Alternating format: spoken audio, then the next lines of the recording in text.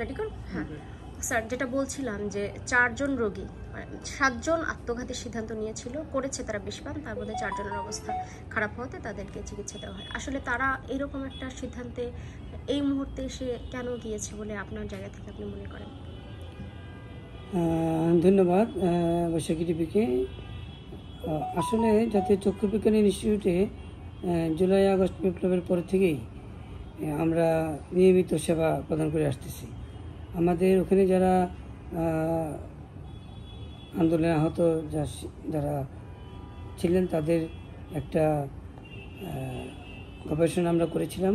সেখানে দেখা গেছে যে অ্যাবাউট 75% যারা ভিকটিম, যারা আহত, তাদের চোখ কোনোভাবে ক্ষতিগ্রস্ত হয়েছে। তারা অ্যাংজাইটি, ডিপ্রেশন কিংবা পিটিএসডি নামক একটা কঠিন রোগে তারা ভুগতেছেন।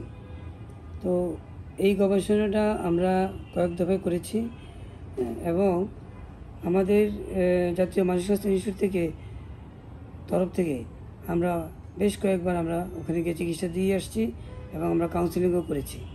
কাউন্সিলিংয়ের যে একটা পার্ট হিসেবে পরবর্তী যে ফলো আপ সেটাও আমরা নিয়মিত করেছি। কিন্তু সত্য সেটা হচ্ছে যে পরবর্তী ফলো আপে গত 2-3 মাস যাবৎ ওনাদের সাথে আমার সেরকমভাবে ফলো আপে হয়তো ওনারা আসতেছেন না। আর আপনি যে প্রশ্নটা করেছেন এটা আমিও খবরটা পেয়েছি যে 4 জন বিষপান করে আত্মহত্যা করার চেষ্টা করছেন, এর মধ্যে 7 জন, এর মধ্যে 4 জনের অবস্থা গুরুতর। এরকম হতে পারে যে হয়তো তারা চিকিৎসাটা কন্টিনিউ করে নাই, কিংবা পরবর্তীতে তাদের ভিতরে যে ডিপ্রেশন কিংবা হতাশা যে কারণে ছিল সেটা আমরা সঠিকভাবে সমাধান করতে পারি নাই। আরেকটা হতে পারে যে হয়তো বা নতুন করে কোনো জটিলতা তৈরি হয়েছে যেটা তাদের মানসিক স্বাস্থ্যের উপরে প্রভাব পড়েছে, এই কারণে তারা আত্মহত্যার মতো পথ বেছে নিচ্ছে। যদি আমরা আবার এইসব রোগীদের সাথে কথা বলি এবং আমরা পূর্ণাঙ্গ হিস্ট্রি নেই, তাহলে আমরা বুঝতে পারবো যে আগের অসুখের ধারাবাহিকতার কারণেই কি তারা এটা করেছেন, নাকি নতুন করে আবার তারা মানসিকভাবে অসুস্থ হয়ে পড়েছেন। এইটা শুধুমাত্র যখন আমি ওনাদের সাথে আলোচনা করব, হিস্ট্রিটা নিব, রোগের ইতিহাসটা নিব, তখন আমরা সঠিক সিদ্ধান্তে আসতে পারব। আত্মঘাতীর মতো এত বড় সিদ্ধান্ত যেহেতু তারা নিয়েছে, তো তাদের পক্ষে তো যে কোনো সিদ্ধান্ত যে কোনো সময় নেওয়া স্বাভাবিক। তো আসলে এদের মানসিক স্বাস্থ্য সুরক্ষার জন্য কি করা উচিত?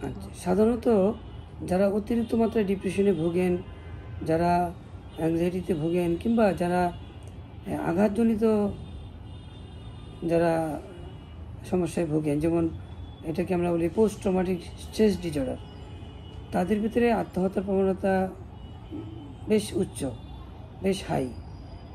অতএব যদি আমরা সঠিকভাবে এটাকে অ্যাড্রেস করতে না পারি, সঠিকভাবে আমরা সমাধান করতে না পারি, কিংবা তাদের যে স্ট্রেস, যে কারণে তারা মানসিক চাপে ভুগতেছেন, সেটার একটা গ্রহণযোগ্য সমাধানে না আসতে পারি, ততক্ষণ তো তাদের স্ট্রেসটা দূর হচ্ছে না। সেই কারণে তারা যে কোনো সময় এই ধরনের ঝুঁকিপূর্ণ আচরণ তারা করে ফেলতে পারেন।